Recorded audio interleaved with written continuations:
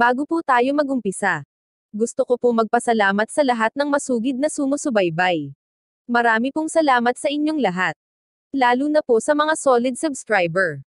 At kung hindi ka pa nakasubscribe, pindutin ang button para sa ating story series. Marami din pong salamat sa mga masipag mag-share. Maligayang pagbisita at pagbabalik po sa ating munting channel. Narito na po ang karugtong ng ating istorya. Ika-139 na kabanata. Ang Dark Side ng Lawrence High. Maraming salamat. Ito ang aking ID. $3,000 para sa unang buwan na rente, tama ba? Mayroon akong cash dito, sabi ng babae, habang kinukuha ang passport at cash sa kanyang bulsa. Hayaan mo muna iyan. Lumapit si Phillips muli sa babae at marahan ng ngumiti. Sinabi nito, dadalahin muna kita sa apartment para makita, at kung magugustuhan mo. At saka tayo babalik dito para ayusin ang mga papel at bayarin. Maraming salamat Mr. Jellor, sabi ng babae na nakangiti. Excited siya sa apartment at feeling grateful sa pag-aasikaso nito. Tara, sabi ni Mr. Jellor habang nakangiti. Si Phillips at ang dalagita ay naglakad palabas sa office ng sabay. Sa panunood ni Alex sa pag-alis ng mga ito, nakaramdam siya ng kakaiba kay Mr. Jellor. Sa isip niya ay may itinatago itong masama sa kanyang pagiging mabait sa panlabas na kaanyuan. Tanong niya sa sarili, ilusyon ko lang ba iyon? Sa totoo lang, ang lahat ng lalaki ay gustong lumabas kasama ang sweet at magandang babae. Tinanong niya ang babaeng staff. Bakit ang babae ay sinamahan upang ipakita ang apartment? Samantalang ako ay walang nag-alok. Nag-alangan sumagot ang babae, pero sumagot siya. Sinabi nito, siya ay dalagita pa lang, at ito ang unang pagkakataon na umupo siya ng apartment. Kaya kailangan niya ng kaunting tulong, yun ang dahilan. Walang pagtatalo doon. Si Alex ay marami nang naubos na pakikipag-usap sa babaeng ito. Kinuha niya ang susi at ibinalik ito, at naghanap ng bagong apartment. Pagkatapos umalis ni Alex, ang babae ay sinuntok ang lalaki ng malakas sa kanyang braso. Ano ang nagawa ko? Hindi mo maialis ang mga mata mo sa babaeng iyon. Umirap siya dito at tumingin sa iba. Oo na. Inaamin ko maganda siya. Pero alam mo naman ang mga mata ko ay para sa'yo lang.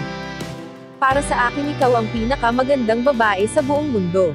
Darling, huwag ka nang magalit. Ang ekspresyon ng lalaki ay mapaglaro, habang marahan siyang humawak sa kamay nito. Umalis ka na. Umuwi ka na at sabihin mo lahat iyan sa asawa mo, galit nitong wika. Baby, inaamin ko naman ang kamalian ko. Ano ba ang gusto mong gawin ko? Kailangan mong sigawan si Phillips. Alam mo namang hindi ko kaya na labanan siya, sagot ng babae, na malalim ang iniisip. 3 taon na ako nagtatrabaho sa Lawrence High. At alam ko ang eksakto na tipong babae ni Phillips. Guwapo siya, at mahusay manamit, at alam ko rin na mukha siyang maginoong lalaki. Pero kailangan mapang tingnan ang higit pa rito. Ang totoo siya ay babaero. Pinagnasaan niya at nililigawan ang mga babaeng empleyada sa kumpanya. At napakakuripot din niya. Ang mapanalunan at makuha ang isang babae ay magastos. Kaya kadalasan na ginagamit niyang pagsasamantala ang kanyang posisyon sa Lawrence High para ma-attract ang mga babaeng tenants sa pamamagitan ng pagbibigay ng discount at benefits. Si Phillips ay nag-ooperate sa pamamagitan ng pag-o-offer sa mga nakakabighaning tenants sa pamamagitan ng discount para makuha ang tiwala ng mga ito. At maghahanap siya ng pagkakataon para bumuo ng relasyon sa mga ito, at pagkatapos ay yayain ito lumabas. Kadalasan ang mga babae ay nagtitiwala sa kanya, at nag-e-enjoy sa pagiging galante at pagiging gwapo nito. Pagkatapos, kapag nainip na siya dito, pupunta ito sa kanyang susunod na bibiktimahin. Bulong niya sa sarili. Sa mga empleyadong nagtatrabaho ng matagal. Ito ay isang open na sikreto, na walang pagpipilian kundi tanggapin. Sa malalim na pag-iisip, ang babae ay tumingin sa lalaki. Darling, sobrang ganda mo, hayaan mong yakapin kita, wika nito habang hinila ang babae sa kanyang bisig. Sa palagay mo kailangan malalaman ng senior manager ang tungkol kay Philip? Mahinang tanong niya rito. Sinong nakakaalam? Nagtatrabaho na siya dito ng 5 o 6 na taon na, at karamihan sa mga tao dito ay alam na. Nakakapagtaka na wala sa mga boss dito ang nakakaalam tungkol dito. Na-surprise pa ako dahil walang kahit isang tenant na tumatawag ng pulis. Iniisip mo pa rin ang babaeng iyon, pagbibintang ng babaeng staff. Hindi ko iniisip ang tungkol sa kanya, mabilis na paliwanag ng lalaki, na nakangiti. Sa aking paningin, wala nang makakapantay sa aking darling. Ang mga sinasabi mo ay walang kwenta. Sabihin mo sa akin, sino ang mas sexy sa amin ng iyong asawa? Syempre pinutol nito ang sasabihin. Baby, ipakita mo sa akin ang iyong magandang katawan. Dumating na si Alex sa kanyang inupahan na apartment. At nang ilalagay na niya ang susi sa lock, ang pintuan na kasunod ng sa kanya ay nakabukas. Isang babae ang tumingin sa kanya mula taas pababa. Ang mukha nito ay katangi-tangi. Ang buhok nito ay itim, at ang mata nito ay puno ng pag-asa. Nagbigay ito ng impresyon na pagiging matalino at may kakayahan. Kung si Alex ay nanatili pa ng matagal sa hospital ward, nang bumisita siya nang maaksidente si Rose sa motor kasama si Zane. Matatandaan niya ito. Ito ay ang auntie ni Rose, na si Sue Bradley. Malamang na isa kang bagong tenant. May narinig ako, mula sa susunod na pintuan, kaya lumabas ako, para tingnan. Si Sue ay naglakad palapit dito at ngumiti. Hello, ako nga pala si Sue. Sa palagay ko ay umalis ka na sa university. Natatandaan ko nang nag-graduate ako, nag-aalala ako sa paghahanap ng trabaho. Ang payo ko sa iyo, ay huwag kang mag-alala ng sobra. Marami kang oras para makita ang mga bagay-bagay sa labas, at sigurado ako na hindi magtatagal makakahanap ka ng tamang trabaho, wika ni Sue. Malamang na ito ang unang pagkakataon mo mag-rent ng sarili mong lugar. Sasabihin ko sa iyo ang lahat ng aking natutunan sa aking experience. Una sa lahat, huwag mong gagamitin ang sapin sa kama at tuwalya sa room. Sinabi ni Sue ang kanyang experience sa pagrente ng apartment. Biglang tumigil siya, at sinabi, "Sorry, marami na akong nasabi. Hindi man lang kita hinayaan makapasok. Gusto mo bang tulungan kita?" Hindi na kailangan, ako na lang ang mag-aayos, wika ni Alex habang nakangiti. Sige, kung may kailangan kang iba, alam mo kung saan ako makikita, wika ni Sue. At pagkatapos ay bumalik na siya sa kanyang apartment. Ngumiti si Alex. Sa totoo lang nagrente siya ng apartment, para magmasid. Maganda at mabuti makilala ang isang masigla at mapagmalasakit na kapitbahay. Pumasok siya sa kanyang apartment, at tumingin sa paligid. Medyo satisfied siya sa laki at kondisyon, at naramdaman niya na ang upa ay makatwiran. Pagkatapos, ay huminga siya sa kama. Sa pag-iisip sa nagdaang oras sa araw na ito, alam niya na may mga problema sa manager ng Lawrence High Rental Office. Sa isip niya kailangan kong salain ang mga staff. Ang lahat ng hindi sumusunod sa rule, ay kailangan matanggal. Saka lang magpo-profit ang negosyong ito. Sa ibang apartment, ang magandang babae, ay nagpasalamat kay Philip. Maraming salamat sa iyo ngayon araw na ito, Mr. Gellor. Kung wala ka, hindi ko alam kung ano ang aking mga nagawa. Nagmamalasakit siya sa mga ginawa nito. Sinamahan siya nito para makita ang apartment. At ipinaliwanag nito ang paraan ng pagbabayad sa apartment sa kanya. Ano ang ipinagpapasalamat mo sa akin? Itigil muna ang pagtawag sa akin ng Mr. Gellor. Tawagin mo na lang akong Phillips. Kung may kahit anong problema ka, tawagan mo ako o mag-send ka ng mensahe sa WhatsApp, wika nito, at ngumiti. Maraming salamat, malambing na sagot nito.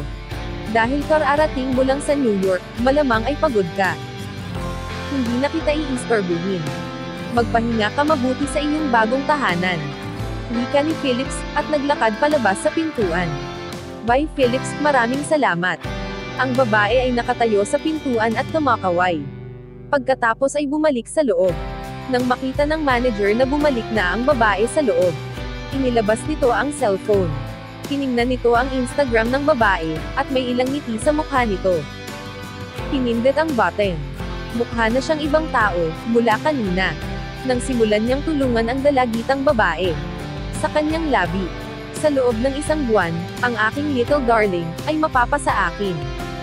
Umaasa ako sa araw na magagamit ko ang aking maliit na daliri.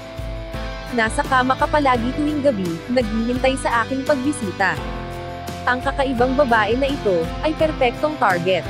Nang oras na nakita niya ang babae, nasa isip na niya ang gagawin para mapasakan niya ang babae. Itinago na niya ang kanyang cellphone. Ang isang ito ay makapaghihintay pa. Gusto niyang tingnan ang isa pa niyang target na gumagana na ng ilang buwan. Naramdaman niya na ito na ang oras para umaksyon. Bumalik siya sa kanyang office. Tiningnan ang sarili sa salamin. At kumuha ng Viagra mula sa kanyang drawer. At nagpunta siya sa pintuan na kanyang bibiktimahin, at kumatok. Ito ay si Son na nagbukas ng pinto. Ngumiti ito. At sinabi, "Mr. Geller, please come in."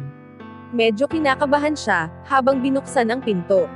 Nahihiya siya na makita ito, dahil alam niya na ito ang nagbabayad ng rente sa loob ng 4 na buwan. Napakabuti nito at pasensyoso. At pinayagan siyang manatili dito. Sinabi nito na magbabayad siya kapag kaya na niya. Nagpunta ito sa living room. "Ikukuha kita ng inumin," wika ni Sue. "Miss Bradley, nakahanap ka na ba ng trabaho?" tanong ni Phillips, habang nakatingin sa sexing katawan nito. Alam niya na, kapag nagpagulong-gulong na sila sa kama ng babaeng ito, ang kanyang pagkalalaki, ay dahan-dahan sisibol. Ang puso ni Sue ay nahihirapan at balisa. Nag-isip siya ng pinakamagandang paraan, para sumagot. Nerbyoso niyang sinabi, "Wala pa, pero naghahanap ako, hanggat kaya ko. Naniniwala ako na di magtatagal ay makakahanap ako. Pakiusap, bigyan mo pa ako ng ilang araw. Gusto talaga kita tulungan sa iyong sitwasyon. Pero sa nakikita mo, pinayagan na kita tumuloy dito ng 4 na buwan, na walang binabayarang renta. Isa lang akong middleman. At ako, ay nasa ilalim ng aking manager."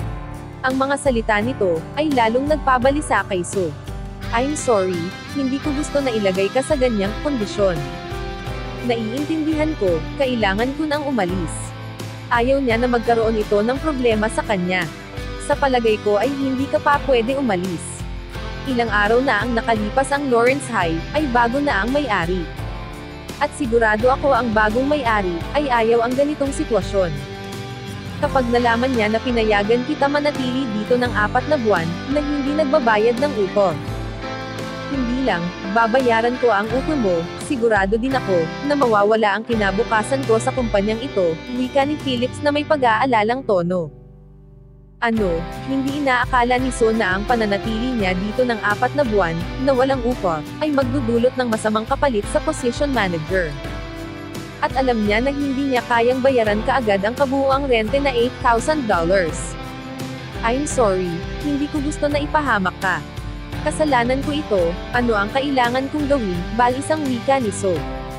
Nang makita ni Phillips ang walang magawa na ekspresyon ni Sue, pakiramdam ni Phillips ay ito na ang tamang pagkakataon. "Sa totoo lang may paraan naman, para makabawi ka sa akin," wika nito habang tumayo. Naglakad siya sa pintuan at inilock ito. At naglakad muli patungo sa bintana. Ibinaba niya ang bintana, habang sinabi, "Mr. Sue Bradley, isa lang ang paraan upang mabayaran mo ako, sa lahat ng nawala sa akin." "Bakit isinara mo ang bintana?" tanong ni Sue. "Sabi mo ay may paraan para maayos ito." "Ano iyon?"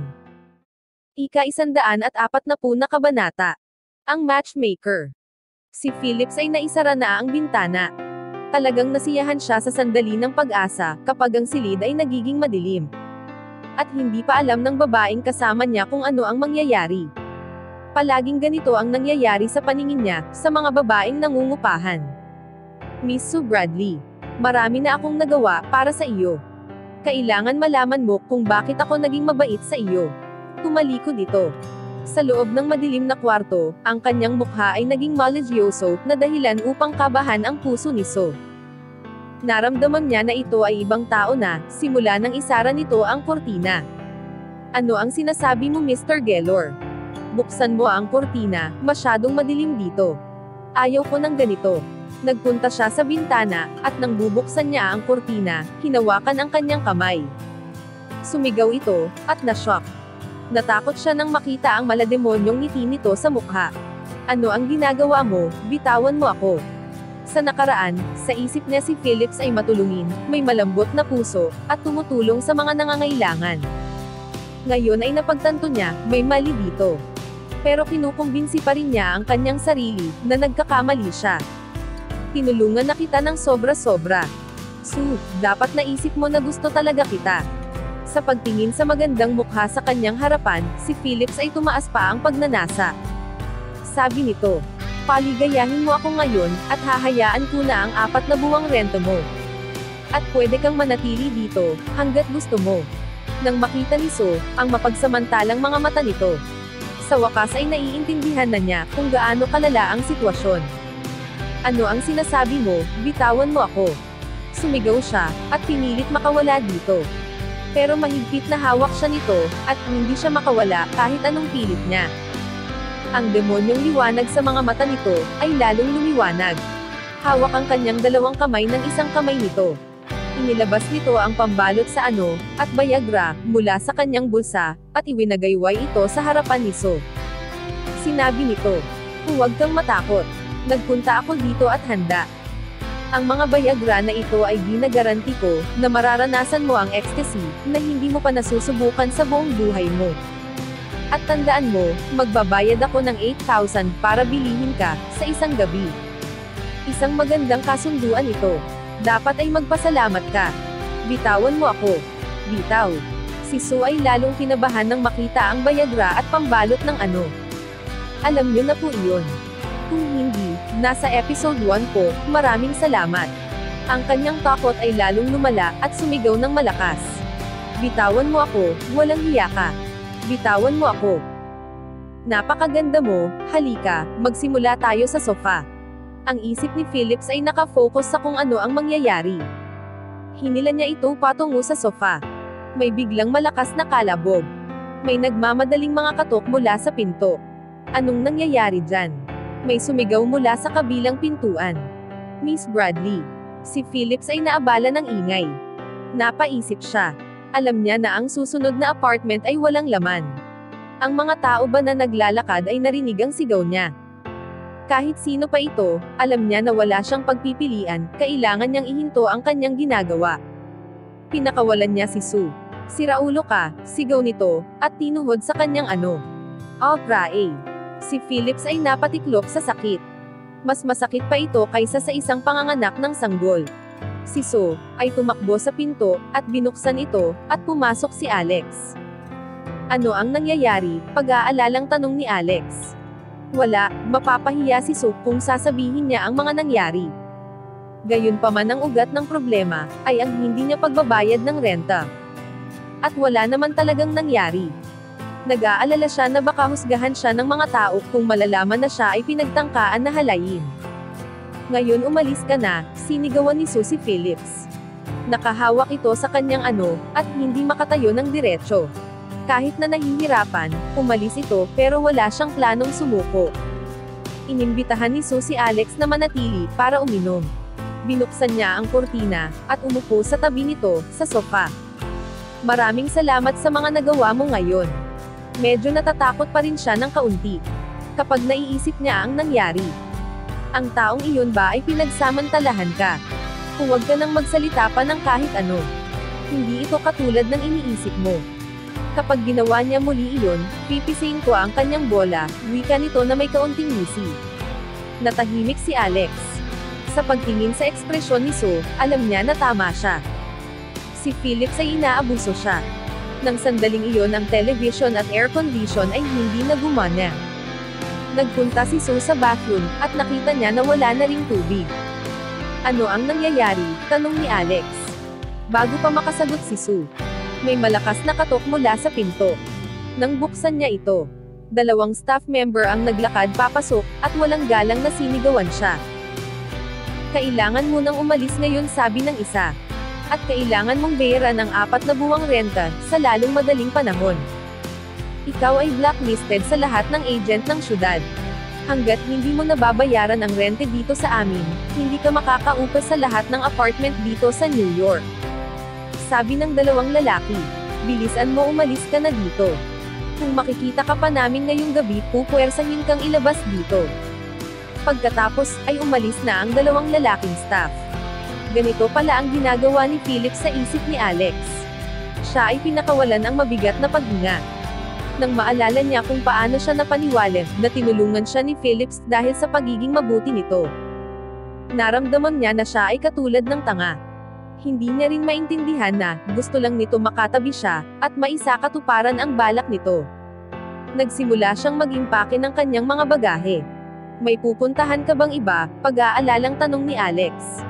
Sa isip niya, kung si So ay hindi nakabayad sa upe ng 4 na buwan, ibig sabihin ay wala itong perang sarili. Paano siya makakasurvive sa New York? Masyadong mahal ang mabuhay dito. At lahat ng klaseng panganib sa babae, na mag-isa, sa mga eskinita. Wala, matapat na wika ni So. Hindi niya talaga alam kung saan siya pupunta, kapag umalis na siya sa apartment. Kapag wala na siyang maisip na kahit ano, ay uuwi na lang siya sa kanila. Siya ay 26 years old na, pero dahil no choice, babalik na muna siya sa bahay ng magulang niya. Paalam, aalis na ako. Masaya ako at nakilala kita. Si So ay mabilis na ayos ang kanyang mga gamit, at handa nang umalis. Mayroon akong suggestions. Pwede kang tumira sa apartment ko. Suggest ni Alex, at tumingin kay So. Nag-aalala talaga siya ng gusto dito. Magaan at maganda ang impresyon nito sa kanya, nang gusto siyang tulungan nito. Ngayon ito naman ang pagkakataon, para tumulong siya. Kung papayag ito. Ikaw, si So ay galit pa rin tungkol sa panloloko ni Philip sa kanya. Sa isip niya si Alex ay kapareho nito. Sinusubukan siyang i-bully nito, at sinusubukan pagsamantalahan. Masyado rin itong mabait noong una niyang makita, kaya sa isip nito ay magkapareho sila ng manager na si Phillips. Napansin ni Alex ang paghihinawle sa mga tingin nito sa kanya, at mabilis niyang sinabi.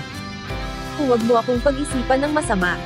Isa akong estudyante sa Preston University. Kaya kadalasan namamalagi ako sa dorm. Umupo ako ng apartment. Pero abala ako sa paaralan.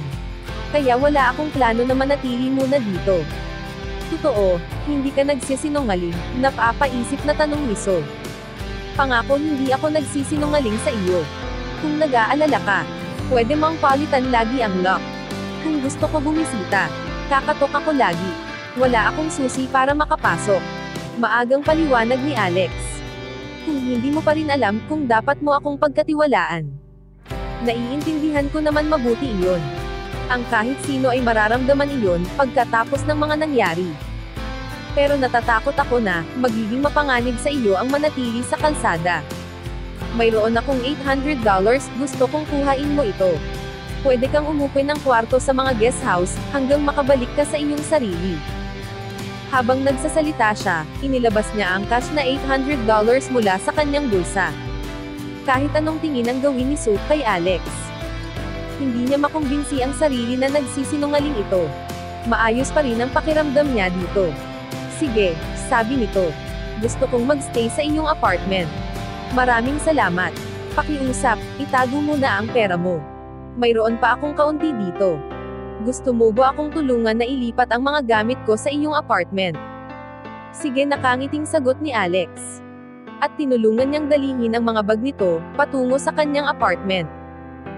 So, ano ang nangyari? Tanong niya nang matapos ang kanilang paglipat ng kanyang gamit.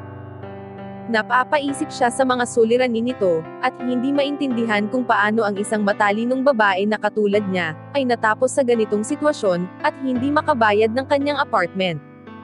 Napatahimik ito. Sa pag-uusap ng kanyang sitwasyon, nakaramdam siya ng lungkot. Sobra siyang depressed at hindi niya inisip makipag-usap kay Alex tungkol dito. Mas lalala pa ang kanyang nararamdaman paghihirap. Isa akong sports reporter na may sahod na $3,000 a month. Hindi ito malaking sweldo, pero ito ay sobra na para sa akin, at gusto ko ang trabaho ko. Involved dito sa lahat ng sports events sa buong mundo. Dahil sa trabaho ko, nakapag-travel na ako sa buong United States, pati na sa Europe, kapag may okasyon. Ang mga mata niya ay nagliwanag ng maalala ang kanyang nakaraang buhay. Pero noong nakaraang taon, ang boss namin ay sinabi sa akin na siraan ko ang isang American athlete.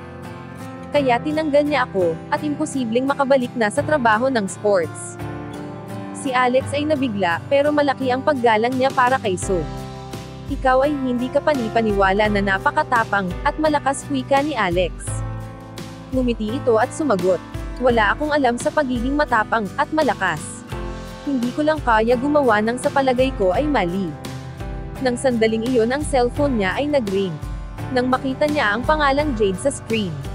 Nag-alangan siya, pero sinagot pa rin niya ito. Nang sinagot na niya, maraming paninisi ang galing sa kabilang linya, mula sa kanyang kapatid. Ano ba ang nangyayari sa iyo? Bakit hindi ka umuwi para makita ang iyong magulang sa loob ng 2 buwan? Napakatagal na nito, baka hindi ka na mamukhaan ng pamilya mo, kapag nakita ka. Jade, alam ko, pasensya na, Molly ako. Pero sobrang busy ko sa trabaho. Kaya nakalimutan ko ang ibang mga bagay. Ngumiti si So na humihingi ng tawad. Masyadong busy para makita ang pamilya mo. At iniisip mo na ikaw lang ang abala ng seryoso. Wika ni Jade, at nagpatuloy. Bukas ay anniversary ni Papa, nakalimutan mo na ba ito? Paano ko naman makakalimutan? Syempre hindi. Mabuti naman, at hindi mo nakakalimutan. Siya nga pala, nag-aalala si Mama. Kaya naghanap siya ng lalaki para sa iyo. Mukhang okay ito. Magsuot ka ng magandang damit bukas, dahil pupunta siya. Ano, si Mama, ay hinanapan na naman ako ng lalaki. Sinabi ko na ito sa kanya ng ilang beses. Hindi niya kailangan mag-alala sa akin.